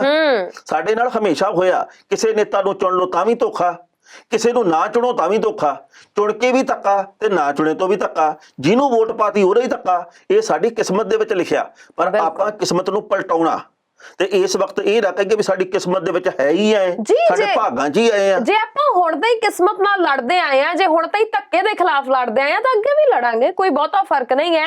ਤੇ ਬਾਕੀ ਬੱਬੂ ਮਾਨ ਹੋਰਾਂ ਨੇ ਜਿਹੜੀਆਂ ਸਤਰਾਂ ਲਿਖੀਆਂ, ਮੈਂ ਚਾਹੁੰਦੀ ਆ ਵੀ ਉਹ ਵੀ ਜ਼ਰੂਰ ਸਾਂਝੀਆਂ ਕਰ ਲਈਏ। ਉਹਨਾਂ ਦਾ ਕਹਿਣਾ ਹੈ, ਕਹਿੰਦੇ 6 ਮਹੀਨੇ ਦੇ ਵਿੱਚ ਬੂਟਾ ਪਾਲਿਆ ਸੀ, ਅੱਧੀ ਰਾਤ ਕੋਈ ਦਾਤੀ ਫੇਰ ਗਿਆ, ਇੱਕ ਇੱਕ ਇੱਟ ਦੇ ਨਾਲ ਚੁਬਾਰਾ ਪਾਇਆ ਸੀ, ਇੱਕੋ ਝਟਕੇ ਦੇ ਵਿੱਚ ਮਿੱਤਰੋ ਗੇਰ ਗਿਆ, ਚੋਰੀ ਚੋਰੀ ਕੌਣ ਜ਼ਮੀਰ ਧਰ ਗਿਆ ਏ, ਉਹਦਾ ਕੀ ਜੋ ਕੂਚ ਜਹਾਨੋਂ ਕਰ ਗਿਆ ਹੈ। ਬਿਲਕੁਲ ਸਹੀ। ਤੇ ਉਹਨਾਂ ਲੋਕਾਂ ਦਾ ਕਸੂਰ ਕੀ ਹੈ ਜਿਹੜੇ 170 ਦੇ ਕਰੀਬ ਕਿਸਾਨ ਆ ਜਿਹੜੇ ਜਹਾਨੋਂ ਕੂਚ ਕਰ ਗਏ ਇਸ ਅੰਦੋਲਨ ਦੇ ਕਰਕੇ?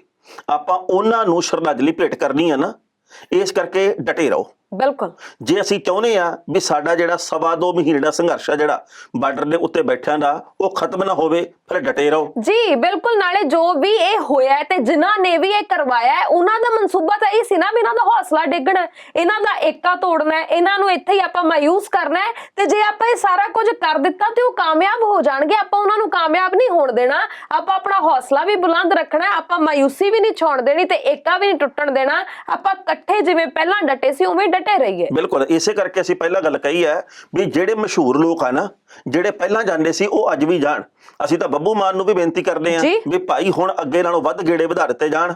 ਸਿੱਧੂ ਮੂਸੇ ਵਾਲੇ ਨੂੰ ਵੀ ਬੇਨਤੀ ਕਰਦੇ ਆ, ਅਸੀਂ ਕਰਨ ਔਜਲੇ ਨੂੰ ਵੀ ਕਹਿੰਦੇ ਆ, ਅਸੀਂ ਤਾਂ ਬਾਕੀ ਜਿਹੜੇ ਮਸ਼ਹੂਰ ਕਲਾਕਾਰ ਜਿਹੜੇ ਕਿ ਇੱਥੇ ਹੈਗੇ ਆ, ਹਰਭਜਨ ਮਾਨ ਨੂੰ ਵੀ ਕਹਿੰਦੇ ਆ, ਕੰਵਰ ਗਾਰੇਵਾਲ ਨੂੰ ਵੀ ਕਹਿੰਦੇ ਆ, ਬਾਕੀਆਂ ਨੂੰ ਵੀ ਕਹਿੰਦੇ ਆ ਵੀ ਭਾਈ ਡਟੋ। ਹੁਣ ਡਟਣ ਦਾ ਵੇਲਾ ਜੀ, ਹੁਣ ਡਟ ਕੇ ਉੱਥੇ ਲਾਓ, 2-2 4-4 ਰਾਤਾਂ ਲਾਓ ਉੱਥੇ। ਬਿਲਕੁਲ ਸਹੀ। ਹੁਣ ਤੁਹਾਡੇ ਲੋਕਾਂ ਨੂੰ, ਤੁਹਾਡੀ ਜ਼ਮੀਨ ਨੂੰ ਤੁਹਾਡੀ ਲੋੜ ਹੈ, ਹੁਣ ਆਪਣੀ ਹਾਜ਼ਰੀ ਉੱਥੇ ਭਰਵਾਓ। ਜੱਜ ਦਾ ਵਿਚਾਰ। ਹਰਮਨ ਜੀ, ਗਰੀਬ ਬੰਦੇ ਨੂੰ ਬਿਲਕੁਲ ਨਹੀਂ ਮਾਰਨਾ ਚਾਹੀਦਾ ਜੀ। ਜਿਹੜਾ ਬੰਦਾ ਪਹਿਲਾਂ ਹੀ ਗਰੀਬ ਹੋਵੇ ਨਾ, ਸਤਿਆ ਹੋਇਆ, ਉਹਨੂੰ ਬਿਲਕੁਲ ਤੰਗ ਪਰੇਸ਼ਾਨ ਨਹੀਂ ਕਰਨਾ ਚਾਹੀਦਾ। ਜਿਹਦੇ ਕੋਲੇ ਤਨਖਾਹ ਪੱਤੇ ਆਉਂਦੇ ਹੀ ਮਸਾ ਮਹੀਨੇ ਦੇ 2.5-3 ਲੱਖ ਹੋਣ, ਉਸ ਗਰੀਬ ਨੂੰ ਕਦੇ ਵੀ ਤੰਗ ਨਹੀਂ ਕਰਨਾ ਚਾਹੀਦਾ। ਧੱਕਾ ਨਹੀਂ ਹੋਣਾ ਚਾਹੀਦਾ, ਧੱਕਾ ਕਿਸੇ ਨਾਲ ਵੀ ਨਹੀਂ ਹੋਣਾ ਚਾਹੀਦਾ। ਪਰ 2.5-3 ਲੱਖ ਰੁਪਇਆ ਮਹੀਨਾ ਕਮਾਉਣ ਵਾਲੇ ਗਰੀਬ, ਸਿਰਫ ਜਿਨ੍ਹਾਂ ਦੇ ਕੋਲੇ ਸਿਕਿਉਰਿਟੀ ਕਰਮਚਾਰੀ ਆ, ਕੁਛ ਜਿਨ੍ਹਾਂ ਦੇ ਕੋਲੇ ਸਰਕਾਰੀ ਗੱਡੀਆਂ, ਕੁਛ ਹਾਂ, ਜਿਨ੍ਹਾਂ ਦੀ ਸਰਕਾਰੀ ਦਰਬਾਰੇ ਚੱਲਦੀ, ਜਿਹੜੇ ਕਿ ਕਾਨੂੰਨ ਬਣਾਉਂਦੇ ਆ, ਮਾੜੀ ਜੀ, ਹਾਂ, ਉਹਨਾਂ ਦੇ ਨਾਲ ਤਾਂ ਭੋਰਾ ਵੀ ਧੱਕਾ ਨਹੀਂ ਹੋਣਾ ਚਾਹੀਦਾ। ਵਿਚਾਰੇ ਗਰੀਬ ਆ, ਵਿਚਾਰੇ ਨਿਮਾਣੇ ਜੇ ਆ, ਨਿਤਾਣੇ ਜੇ ਆ, ਨਾਲੇ ਵਿਚਾਰੇ ਸੇਵਾ ਕਰਦੇ ਨੇ। ਦੇਖੋ, ਔਰ ਸੇਵਾ ਕਰਨ ਦੇ ਬਦਲੇ ਉਹਨਾਂ ਦੀਆਂ ਜੇਬਾਂ ਤੇ ਡਾਕੇ ਪੈਣ, ਇਹ ਕਿੱਥੋਂ ਦੀ ਸਿਆਣਪ ਹੋਈ ਭਲਾ? ਇਹ ਬਿਲਕੁਲ ਨਹੀਂ ਹੋਣਾ ਚਾਹੀਦਾ। ਨਖੇਦੀ ਕਰਦੇ ਆ ਅਸੀਂ ਇਸ ਚੀਜ਼ ਦੀ, ਬਿਲਕੁਲ ਸਖਤ ਸ਼ਬਦਾਂ ਦੇ ਵਿੱਚ ਨਖੇਦੀ ਕਰਦੇ ਆ ਵੀ ਇਹਨਾਂ ਗਰੀਬਾਂ ਦੇ ਬਾਰੇ ਤਾਂ ਖਿਆਲ ਰੱਖਣਾ ਚਾਹੀਦਾ। ਸਾਡਾ ਕੀ ਆ, ਅਸੀਂ ਤਾਂ ਜਮੀ ਇਸ ਗੱਲ ਦੇ ਲਈ ਆ ਵੀ ਤੰਗ ਹੀ ਹੋਣਾ, ਅਸੀਂ ਤਾਂ ਆਖਰੀ ਸਾਹ ਤੱਕ ਤੰਗ ਹੋਣਾ। ਇਹਨਾਂ ਬੰਦਿਆਂ ਨੂੰ ਨਹੀਂ ਤੰਗੀ ਹੋਣੀ ਚਾਹੀਦੀ, ਬਿਲਕੁਲ ਨਹੀਂ ਆਣੀ ਚਾਹੀਦੀ। ਪਰ ਦੇਖੋ ਕਿੰਨੀ ਗਲਤ ਗੱਲ ਆ। ਟਾਣਾ ਸਾਹਿਬ ਕਹਿੰਦੇ ਕਿ ਜਿਹੜੇ ਪਹਿਲਾਂ ਸੰਸਦ ਦੀ ਕੰਟੀਨ ਦੇ ਵਿੱਚ ਕੁਝ ਕੁ ਮਤਲਬ ਸਸਤੀਆਂ ਜੀਆਂ ਚੀਜ਼ਾਂ ਉਹਨਾਂ ਨੂੰ ਮਿਲ ਜਾਂਦੀਆਂ ਸੀ, ਆਸਰਾ ਹੋ ਜਾਂਦਾ ਸੀਗਾ। ਬਾਹਰੋਂ ਬਹੁਤ ਮਹਿੰਗਾ ਸਭ ਕੁਝ, 35 ਰੁਪਈਆਂ ਦੇ ਵਿੱਚ ਥਾਲੀ ਮਿਲਦੀ ਸੀ ਜੀ, ਉਹ ਹੁਣ ਵਧਾ ਦਿੱਤੀ ਗਈ ਹੈ। ਬੜਾ ਦੁੱਖ ਹੋਇਆ, ਉਹਨਾਂ ਦੀ ਜੇਬ ਤੇ ਡਾਕਾ ਪੈ ਗਿਆ। ਔਰ ਜਿਹੜੀ ਸਭ ਤੋਂ ਵਧੀਆ ਥਾਲੀ 60 ਰੁਪਏ ਦੀ ਸੀ, 100 ਰੁਪਏ ਦੀ ਮਿਲਿਆ ਕਰੂ ਹੁਣ। ਬਿਲਕੁਲ, ਕਹਿੰਦੇ ਜਿਹੜਾ ਤੁਸੀਂ ਨਾਨ ਵੈਜ ਲੰਚ ਕਰਦੇ ਆ ਨਾ ਉੱਥੇ, ਉਹ ਕਹਿੰਦੇ 700 ਰੁਪਏ ਦੇ ਵਿੱਚ ਬਫੇ ਕਰਤਾ। ਬਫੇ ਹੁੰਦਾ ਜਿਹਦੇ ਚ ਵਾਵਾ ਕੁਛ ਹੁੰਦਾ, ਆ ਵੀ ਚੱਕ ਲੋ, ਆ ਵੀ ਚੱਕ ਲੋ, ਆ ਵੀ ਚੱਕ ਲੋ, ਜਿਹਦੇ ਚ ਹੁੰਦਾ ਵੀ ਕਹਿੰਦੇ ਵੀ ਉਹ ਬੜਾ ਮਹਿੰਗਾ ਕਰਤਾ। ਪਰ ਰੋਟੀ ਇੱਥੇ 1 ਰੁਪਈਆ ਮਹਿੰਗੀ ਕੀਤੀ ਗਈ ਆ। 2 ਰੁਪਈਏ ਦਾ ਜਿਹੜਾ ਫੁਲਕਾ ਸੀਗਾ ਉਹ 3 ਰੁਪਈਏ ਦਾ ਕਰ ਦਿੱਤਾ ਗਿਆ। ਤੇ ਕਹਿੰਦੇ ਆ ਵੀ ਭਾਈ ਬਹੁਤ ਹੀ ਕਹਿਰ ਟਹਿ ਗਿਆ। ਤੁਸੀਂ ਵੇਖੋ, ਸਿੱਧਾ ਕਹਿਰ ਆ, ਜੇਬ ਤੇ ਡਾਕਾ। 7 ਰੁਪਏ ਦੇ ਚੌਲ ਪਹਿਲਾਂ ਮਿਲਦੇ ਹੁੰਦੇ ਸੀ 20 ਰੁਪਏ ਦੇ ਮਿਲਣਗੇ। ਅੱਛਾ, ਇੰਨੀ ਮਹਿੰਗਾਈ ਵੱਧ ਗਈ ਹੈ। ਪਰ ਮੇਰੀ ਇੱਕ ਬੇਨਤੀ ਆ ਜਿੰਨੇ ਵੀ ਸੰਸਦ ਮੈਂਬਰ ਆ ਉਹਨਾਂ ਨੂੰ ਵੀ 20 ਰੁਪਏ ਦੇ ਉਨੇ ਹੀ ਚੌਲ ਭਾਰਤ ਦੇ ਕਿਸੇ ਵੀ ਢਾਬੇ ਤੋਂ ਤੁਸੀਂ ਲੈ ਕੇ ਦਿਖਾ ਦਿਓ। ਜੀ ਗਰੀਬ ਬੰਦੇ ਨੇ ਢਾਬਾ ਖੋਲਿਆ ਹੋਵੇ, ਗਰੀਬ ਹੀ ਉੱਥੇ ਆ ਕੇ ਖਾਂਦਾ ਹੋਵੇ, ਤੁਸੀਂ ਨਹੀਂ ਖਾਂਦੇ ਉਹ, ਕਿਉਂਕਿ ਤੁਹਾਨੂੰ ਤਾਂ ਸਫਾਈ ਦੀ ਵੀ ਘਾਟ ਆ, ਤੁਹਾਨੂੰ ਉਨੀ ਹਾਈਜੀਨ ਨਹੀਂ ਨਾ ਹੁੰਦਾ ਉੱਥੇ ਉਹ, ਤੇ ਤੁਸੀਂ ਉੱਥੇ ਜਾ ਕੇ ਨਾ ਇੱਕ ਵਾਰੀ ਦੇਖੋ ਸਹੀ, ਕੀ ਪਤਾ ਉੱਥੇ 15 ਨੇ ਮਿਲਦੇ ਹੋਣ। ਪਰ ਟੈਣਾ ਸਾਹਿਬ ਇੱਕ ਸਵਾਲ ਸੀ, ਉਦਾਂ ਤਾਂ ਹਾਈਜੀਨਿਕਲੀ ਸਭ ਕੁਝ ਵੇਖਦੇ ਨੇ, ਸਾਫ਼ ਹੋਵੇ, ਐ ਹੋਵੇ, ਉਹ ਹੋਵੇ, ਗਲਵਸ ਪਾਏ ਹੋਣ। ਜਦੋਂ ਵੱਡੀਆਂ ਵੱਡੀਆਂ ਇਮਾਰਤਾਂ ਖਾਧੀਆਂ ਜਾਂਦੀਆਂ ਨੇ, ਪੁਲ ਖਾਧੇ ਜਾਂਦੇ ਨੇ, ਲੋਕਾਂ ਦੀਆਂ ਜੇਬਾਂ ਤੇ ਡਾਕਾ ਮਾਰਿਆ ਜਾਂਦਾ ਹੈ, ਉਦੋਂ ਹਾਈਜੀਨ ਵਗੈਰਾ ਚੈੱਕ ਕਰਦੇ ਨੇ? ਪਹਿਲਾਂ ਸੈਨੀਟਾਈਜ਼ ਕਰਦੇ ਉਹਨਾਂ ਇਮਾਰਤਾਂ ਨੂੰ। ਅੱਛਾ, ਉਹ ਪੁਲ ਪਹਿਲਾਂ ਸੈਨੀਟਾਈਜ਼ ਕੀਤੇ ਜਾਂਦੇ ਆ, ਕੀਟਾਣੂ ਕਟੂਣੂ ਮਾਰ ਕੇ ਫਿਰ ਹੜੱਪੇ ਜਾਂਦੇ ਆ। ਓ ਅੱਛਾ, ਮੈਨੂੰ ਲੱਗਿਆ ਸੀ ਸ਼ਾਇਦ ਉਹ ਇਦਾਂ ਹੀ ਹੜੱਪ ਜਦੋਂ ਲੈਂਦੇ ਨੇ। ਵਿਜੇ ਮਾਲਿਆ ਰਾਜ ਸਭਾ ਦਾ ਮੈਂਬਰ ਸੀ, ਉਦੋਂ ਉਹਨੇ ਪਹਿਲਾਂ ਸਾਰੇ ਨੋਟਾਂ ਨੂੰ ਸੈਨੀਟਾਈਜ਼ ਕੀਤਾ, ਫਿਰ 9000 ਕਰੋੜ ਰੁਪਇਆ ਖਾਦਾ ਤੇ ਫਿਰ ਗਿਆ। ਬਿਲਕੁਲ ਸਿਹਤ ਦਾ ਖਿਆਲ ਰੱਖਦੇ ਆ। ਉਹਨੂੰ ਕਰੋਨਾ ਬਾਰੇ ਪਹਿਲਾਂ ਹੀ ਪਤਾ ਸੀ? ਲੱਗਦਾ ਪਤਾ ਇੱਥੇ ਚੱਲਦਾ। ਅੱਛਾ, ਪਰ 9000 ਕਰੋੜ ਕਿੱਡੀ ਕੁ ਰਕਮ, ਐਡੀ ਕੁ ਰਕਮ ਲੈ ਕੇ ਭੱਜ ਗਿਆ। ਚੱਲਦਾ ਹੀ ਆ ਸਾਡਾ ਤਾਂ ਬਈ ਜੀ, ਇਹ ਚੱਲਦਾ ਕਿਉਂਕਿ ਅਸੀਂ ਬੈਂਕ ਦੇ ਵਿੱਚ 2 ਰੁਪਏ ਦਾ ਪਿੰਨ ਤਾਂ ਸੇਬੇ ਦੇ ਨਾਲ ਬੰਨ ਕੇ ਰੱਖਦੇ ਆ। 9000 ਕਰੋੜ ਲੈ ਕੇ ਜਿਹੜਾ ਮਰਜ਼ੀ ਭੱਜ ਜੇ। ਅਸੀਂ ਵਾਟਰ ਕੂਲਰ ਦੇ ਨਾਲ ਗਲਾਸ ਜ਼ਰੂਰ ਬੰਨ ਕੇ ਰੱਖਦੇ, ਏਡੀ ਸੰਗਲੀ ਪਾਈ ਹੁੰਦੀ, ਓਡੀ ਕੁੱਤੇ ਤੇ ਨਹੀਂ ਹੁੰਦੀਗੀ, ਪਰ ਅਸੀਂ ਕਹਿੰਦੇ ਵੀ 10000 ਕਰੋੜ ਲੈ ਜਾ, ਕੋਈ ਨਹੀਂ। ਹਾਂ, ਨਾਲੇ ਕੋਈ ਆਮ ਬੰਦਾ ਲੋਨ ਲੈਣ ਜਾਵੇ, ਅਸੀਂ ਜੇ ਉਹਨੇ ਲੱਖ ਰੁਪਏ ਦਾ ਲੋਨ ਮੰਗਿਆ ਤਾਂ 2 ਲੱਖ ਦੀਆਂ ਉਹਦੀਆਂ ਚੀਜ਼ਾਂ ਹੀ ਰੱਖ ਲੈਂਦੇ ਗਹਿਣੇ, ਵੀ ਕੋਈ ਪਤਾ ਨਹੀਂ ਕੱਲ ਨੂੰ ਤੂੰ ਭੱਜ ਗਿਆ ਤੇ ਫਿਰ ਅਸੀਂ ਰਿਕਵਰੀ ਵੀ ਤਾਂ ਕਰਨੀ ਹੈ। ਤੇ ਜਦੋਂ ਹਜ਼ਾਰਾਂ ਕਰੋੜਾਂ ਦੀ ਗੱਲ ਆਉਂਦੀ ਹੈ, ਉਦੋਂ ਅਸੀਂ ਐਂ ਹੀ ਦੇ ਦਿੰਦੇ, ਛੋਟੀ ਜਿਹੀ ਰਕਮ। ਹੁਣ ਵੀ ਇੰਗਲੈਂਡ ਦੇ ਵਿੱਚ ਬੈਠਾ 25-30 ਜਨਾਨੀਆਂ ਇਧਰ ਖੜੇ ਕਰਕੇ ਤੇ ਐ ਵਿਚਾਲੇ ਫੋਟੋ ਖਿਚਵਾਉਂਦਾ ਏ।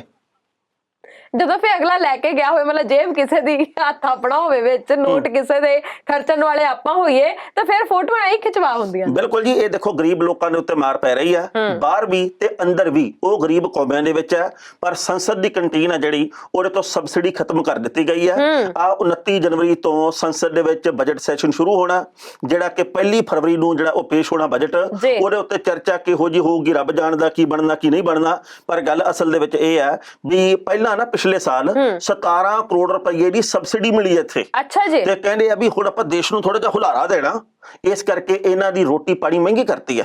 ਅੱਛਾ, ਠੀਕ ਹੈ। ਤੇ ਸਾਡੀ ਜਿਹੜੀ ਸਿਲੰਡਰ ਦੀ ਸਬਸਿਡੀ ਸੀ ਉਹ ਗਈ। ਹੁਣ ਕਈ ਲੋਕਾਂ ਨੂੰ 23 ਰੁਪਏ ਆਈ ਹੈ ਵਾਪਸ। ਉਹ ਕਹਿੰਦੇ ਵੀ ਹੁਣ 23 ਰੁਪਈਆਂ ਦੇ ਵਿੱਚ ਬੰਗਲਾ ਕਿਹੜਾ ਲੈਣਾ, ਇਹ ਨਹੀਂ ਸਮਝ ਆ ਰਹੀ। ਇਨਕਮ ਟੈਕਸ ਵਾਲੇ ਪਤਾ ਪੁੱਛਦੇ ਫਿਰਦੇ ਸੀ ਵੀ ਕਿਹਦੇ ਖਾਤੇ 'ਚ 23 ਰੁਪਏ ਆਏ ਆ, ਆਪਾਂ ਹੀ ਗੱਲ ਗੋਲ ਕਰ ਗਏ ਆ। ਹਾਂ, ਹਰਮਨ ਜੀ, ਸਰਕਾਰੀ ਕੰਮਾਂ ਦੀ ਅਸੀਂ ਗੱਲ ਕੀਤੀ ਆ, ਪਰ ਇੱਕ ਹੋਰ ਬਹੁਤ ਕਮਾਲ ਹੋਈ ਆ। ਪਿਛਲੇ ਕੁਝ ਕੁ ਸਮੇਂ ਦੇ ਵਿੱਚ ਅਸੀਂ ਚੀਨੀ ਐਪਸ ਬੰਦ ਕਰਤੀਆਂ। ਪਤਾ ਕਿੰਨੀ ਢਾਹ ਲਾਈ ਆ ਚਾਈਨਾ ਨੂੰ ਆਪਾਂ। ਅਸੀਂ ਉਹਨਾਂ ਦੇ ਵੱਲ ਖਿਆਲ ਨਹੀਂ ਕਰਦੇ ਕਿ ਜਿਹੜੇ ਅਰੁਣਾਚਲ ਪ੍ਰਦੇਸ਼ ਦੇ ਵੱਲ 4-4.5 ਕਿਲੋਮੀਟਰ ਉਰੇ ਆ ਗਏ ਆ, ਪਰ ਅਸੀਂ ਚੀਨੀ ਐਪਸ ਬੰਦ ਕਰਤੀਆਂ। ਟਿਕਟੌਕ ਦੀ ਕੀ ਮਜ਼ਾਲ ਆ? ਉਹ ਨਹੀਂ, ਅਸੀਂ ਤਾਂ ਚੀਨ ਤੋਂ ਬਦਲਾ ਲੈਣ ਦੇ ਲਈ ਉਹਨਾਂ ਦਾ ਜਿਹੜਾ ਡਰੈਗਨ ਫਰੂਟ ਆ ਉਹਦਾ ਨਾਮ ਬਦਲ ਕੇ ਕਮਲਮ ਰੱਖਤਾ। ਕੀ ਨਾਮ ਰੱਖਤਾ? ਕਮਲਮ। ਕਮਲਮ? ਹਾਂ। ਅੱਛਾ ਜੀ, ਅਗਲੇ ਕਹਿੰਦੇ ਵੀ ਬਦਲੇ ਐ ਲਈਦੇ, ਅਸੀਂ ਚਾਈਨਾ ਕਿਵੇਂ ਧੱਕਾ ਕਰ ਜੂ। ਦੇਖਿਓ ਹੁਣ ਉਹਨਾਂ ਨੂੰ ਪਤਾ ਨਹੀਂ ਲੱਗਣਾ ਡਰੈਗਨ ਫਰੂਟ ਕਹੀਏ ਕਿ ਕਮਲਮ। ਮੈਂ ਵੀ ਆਖਿਆ ਵੀ ਸ਼ੀ ਜਿਨਪਿੰਗ ਨੂੰ ਦੰਦਲਾ ਕਾਹਤੋਂ ਪੈਂਦੀਆਂ? ਇਸੇ ਲਈ ਪੈਂਦੀ ਆ ਕਮਲਮ ਕਰਤਾ ਨਾ ਸੀ, ਕਮਲਮ ਕਰ ਦਿੱਤਾ। ਇਹ ਤੁਹਾਨੂੰ ਨਹੀਂ ਪਤਾ ਲੱਗਿਆ ਰਾਣਾ ਸਾਹਿਬ? ਵਿਜੇ ਰੁਪਾਣੀ ਹੋਰਾਂ ਨੇ ਕੀਤਾ ਇਹ। ਉਹ ਕਹਿੰਦੇ ਵੀ ਦੇਖੋ ਗੱਲ ਇਹ ਵੀ ਚਾਈਨਾ ਸਾਡੇ ਨਾਲ ਧੱਕਾ ਕਰਦਾ, ਅਸੀਂ ਕਮਲਮ ਨਾ ਰੱਖਤਾ। ਕਮਲਮ ਦਾ ਮਤਲਬ ਕਮਲ ਹੁੰਦਾ। ਅੱਛਾ ਜੀ। ਜੀ ਵਾਹ। ਹਾਂ, ਇਦਾਂ ਬਦਲੇ ਜਿਹੜੇ ਚੱਲ ਰਹੇ। ਪਰ ਇੱਕ ਚੀਜ਼ ਹੈ ਵੀ ਸਾਰਾ ਕੁਝ ਚਾਈਨੀਜ਼ ਐਪਸ ਵੀ ਬੰਦ ਕਰਤੀਆਂ। ਚੀਨੀਆਂ ਤੋਂ ਸਾਨੂੰ ਨਫ਼ਰਤ ਬਹੁਤ ਆ, ਬਿਆਨਾਂ 'ਚ ਅਸੀਂ ਕਹਿੰਦੇ ਆ, ਪਰ ਚਾਈਨੀਜ਼ ਡੋਰ ਨਹੀਂ ਸਾਡੇ ਤੋਂ ਬੰਦ ਕਰ ਹੋਈ। ਧਾਗਾ ਨਹੀਂ ਸਾਡੇ ਕੋਲੋਂ ਕਾਬੂ ਹੁੰਦਾ, ਧਾਗਾ। ਬਾਕੀ ਸਾਰੀਆਂ ਚੀਜ਼ਾਂ ਅਸੀਂ ਕਾਬੂ ਦੇ ਵਿੱਚ ਕਰ ਲਈਆਂ। ਸ਼ਾਇਦ ਉਸ ਦਿਨ ਸਾਡੇ ਕਾਬੂ 'ਚ ਆ ਜਾਓ ਜਿੱਦਣ ਸਾਡੇ ਕਿਸੇ ਧੀ ਪੁੱਤ ਦੇ ਨਾਲ ਇਹੋ ਜਿਹੀ ਘਟਨਾ ਵਾਪਰੂਗੀ, ਯਾਨੀ ਕਿ ਰਾਜਨੀਤਿਕ ਲੋਕਾਂ ਦੇ ਧੀਆਂ ਪੁੱਤਾਂ ਦੇ ਨਾਲ। ਜੀ ਬਿਲਕੁਲ, ਜਿਹੋ ਜੀ ਆਮ ਲੋਕਾਂ ਦੇ ਧੀਆਂ ਪੁੱਤਾਂ ਦੇ ਨਾਲ ਵਾਪਰ ਰਹੀ ਆ। ਥਾਂਦੀਆਂ ਤੋਂ ਖਬਰ ਆਈ ਆ ਨਵਾਂ ਸ਼ਹਿਰ ਦੇ ਕੋਲੋਂ, ਉੱਥੇ ਇੱਕ ਛੋਟਾ ਜਿਹਾ ਬੱਚਾ 6-7 ਸਾਲ ਦੀ ਉਮਰ ਉਹਦੀ ਹੋਊਗੀ, ਔਰ ਉਹ ਬੱਚਾ ਆਪਣੇ ਮਾਂ-ਬਾਪ ਦੇ ਨਾਲ ਮੋਟਰਸਾਈਕਲ ਦੇ ਅੱਗੇ ਬੈਠ ਕੇ ਤੇ ਉਹ ਜਾ ਰਿਹਾ ਕਿਤੇ, ਔਰ ਜਦੋਂ ਰਸਤੇ 'ਚ ਜਾ ਰਿਹਾ ਚਾਈਨੀਜ਼ ਡੋਰ ਨੇ ਦੋਵੇਂ ਗੱਲਾਂ ਵੱਢ ਦਿੱਤੀਆਂ ਉਹਦੀਆਂ। 80 ਟਾਂਕੇ ਲੱਗੇ ਨੇ ਉਹਦੇ ਮੂੰਹ ਦੇ ਉੱਤੇ। 80 ਟਾਂਕੇ ਲੱਗੇ ਆ। ਕਿਸੇ ਦੀ ਜ਼ਿੰਦਗੀ ਇਸ ਤਰੀਕੇ ਦੇ ਨਾਲ ਪ੍ਰਭਾਵਿਤ ਸਕਿੰਟਾਂ ਦੇ ਵਿੱਚ ਹੋ ਸਕਦੀ ਹੈ ਜੀ। ਇਹ ਚਾਈਨਾ ਡੋਰ ਕਿਸੇ ਨੇ ਚੀਨ ਦੇ ਵਿੱਚੋਂ ਲਿਆ ਕੇ ਨਹੀਂ ਇੱਥੇ ਛੱਡੀ। ਇਹ ਚਾਈਨਾ ਡੋਰ ਸਾਡੇ ਵਿੱਚੋਂ ਕਿਸੇ ਨੇ ਵੇਚੀ ਆ, ਗਾਉਂ ਉਹਨੂੰ ਕਿਸੇ ਤੋਂ ਮਿਲੀ ਆ। ਇਹ ਸਾਡੇ ਸੂਬੇ ਦੇ ਵਿੱਚ ਚੱਲਦਾ ਇਹ ਕਾਰੋਬਾਰ। ਸਾਡੀ ਭਾਰਤ ਦੀ ਸਰਕਾਰ ਹੈ ਜਿਹੜੀ, ਉਹਦੀ ਸਾਰਾ ਕੁਝ ਧਿਆਨ ਦੇ ਵਿੱਚ ਹੋਣਾ ਚਾਹੀਦਾ। ਏਜੰਸੀਆਂ ਕੀ ਕੰਮ ਕਰਦੀਆਂ? ਧਾਗਾ ਤੁਹਾਡੇ ਕੋਲ ਕਾਬੂ ਨਹੀਂ ਆਉਂਦਾ ਤੇ ਬਾਕੀ ਅਸੀਂ ਕਹਿੰਦੇ ਸਾਰਾ ਕੁਝ ਕਾਬੂ ਕਰ ਲਾਂਗੇ। ਬਿਲਕੁਲ ਸਹੀ, ਸਮਝ ਨਹੀਂ ਆਉਂਦੀ ਟਾਣਾ ਸਾਹਿਬ। ਇਹ ਕੋਈ ਪਹਿਲੀ ਘਟਨਾ ਥੋੜੀ ਆ, ਇਸ ਤੋਂ ਪਹਿਲਾਂ ਕਿੰਨੀਆਂ ਸਾਰੀਆਂ ਘਟਨਾਵਾਂ ਵਾਪਰ ਚੁੱਕੀਆਂ ਨੇ। ਕਦੀ ਤਾਂ ਹੈਲਮਟ ਦਾ ਸ਼ੀਸ਼ਾ ਤੱਕ ਉਹ ਡੋਰ ਚੀਰ ਦਿੰਦੀ ਹੈ। ਕਦੀ ਕਿਸੇ ਦਾ ਗਲਾ ਵੱਢ ਦਿੱਤਾ, ਕਦੇ ਕੁਛ ਹੋ ਗਿਆ, ਕਦੇ ਕੁਛ। ਅਸੀਂ ਪਤਾ ਨਹੀਂ ਬੈਠੇ ਦੇਖੀ ਜਾਂਦੇ ਆ ਵੀ ਅੱਛਾ ਚੀਨੀ ਡੋਰ ਨਾਲ ਆ ਵੀ ਹੋ ਗਿਆ, ਆ ਵੀ ਹੋ ਗਿਆ। ਅਸੀਂ ਕਿਉਂ ਨਹੀਂ ਸੋਚਦੇ ਉਹਨਾਂ ਰਾਹਾਂ ਤੋਂ ਕਈਆਂ ਨੇ ਲੰਘਣਾ ਹੈ। ਹੁਣ ਇਸ ਬੱਚੇ ਦਾ ਮੂੰਹ ਸਾਰਾ ਵਿਗੜ ਗਿਆ, ਦੋਵੇਂ ਗੱਲਾਂ ਵੱਡੀਆਂ ਗਈਆਂ, 80 ਟਾਂਕੇ ਲੱਗੇ, ਸਾਰੀ ਉਮਰ ਦਾ ਇੱਕ ਜਿਹੜਾ ਦਾਗ ਉਹਦੇ ਚਿਹਰੇ ਤੇ ਪੈ ਗਿਆ। ਕੌਣ ਜ਼ਿੰਮੇਵਾਰ ਹੈ? ਬਿਲਕੁਲ ਸਹੀ ਗੱਲ ਹੈ ਜੀ। ਤੇ ਬੇਨਤੀ ਸਾਡੀ ਇਹ ਆ ਮਾਪਿਆਂ ਨੂੰ ਵੀ ਤੇ ਦੁਕਾਨਦਾਰਾਂ ਨੂੰ ਵੀ। ਮਾਪੇ ਆ ਜਿਹੜੇ ਉਹ ਨਿਗਾਹ ਰੱਖਣ ਕਿ ਉਹਨਾਂ ਦੇ ਧੀ ਪੁੱਤ ਬਸੰਤ ਦੇ ਮੌਕੇ ਕਿਹੋ ਜਿਹੇ ਪਤੰਗ ਚੜਾਉਂਦੇ ਆ ਤੇ ਕਿਹੋ ਜਿਹੀਆਂ ਡੋਰਾਂ ਲੈ ਕੇ ਆਉਂਦੇ ਆ। ਤੇ ਦੁਕਾਨਦਾਰਾਂ ਨੂੰ ਵੀ ਹੱਥ ਜੋੜ ਕੇ ਬੇਨਤੀ ਹੈ ਵੀ ਤੁਸੀਂ ਆਪਦੇ ਚਾਰ ਛਿਲੜਾਂ ਦੀ ਖਾਤਰ ਲੋਕਾਂ ਨੂੰ ਕਿਉਂ ਤਬਾਹ ਕਰਨ ਤੇ ਤੁਲੇ ਆ। ਤੁਸੀਂ ਪਰਦੇ ਦੇ ਨਾਲ ਵੇਚਦੇ ਆ, ਇਹ ਪਤਾ ਮੰਨੋ ਜਾਂ ਨਾ ਮੰਨੋ, ਸਾਰੇ ਤਾਂ ਇੱਕੋ ਜਿਹੇ ਨਹੀਂ ਆ, ਪਰ ਪਰਦੇ ਦੇ ਨਾਲ ਬਹੁਤ ਸਾਰੀਆਂ ਦੁਕਾਨਾਂ ਦੇ ਵਿੱਚੋਂ ਇਹ ਡੋਰ ਮਿਲਦੀ ਆ।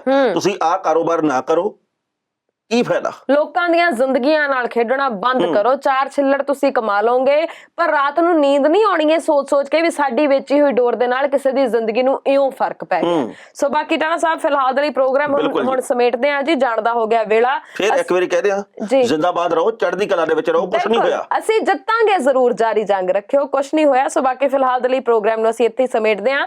ਜਾਣ ਦਾ ਹੋ ਗਿਆ ਵੇਲਾ, ਆਪਣੀ ਪ੍ਰਤੀਕਿਰਿਆ ਜ਼ਰੂਰ ਸਾਡੇ ਤੱਕ ਪਹੁੰਚਾਇਓ। ਦੋਵਾਂ ਦੇ ਇਜਾਜ਼ਤ, ਸਤਿ ਸ਼੍ਰੀ ਅਕਾਲ। ਤੁਸੀਂ ਵੇਖਦੇ ਰਹੋ ਪ੍ਰਾਈਮ ਏਸ਼ੀਆ ਟੀਵੀ, ਤੁਹਾਡਾ ਆਪਣਾ ਤੁਹਾਡੇ ਲਈ। ਜੱਜ ਦਾ ਵਿਚਾਰ।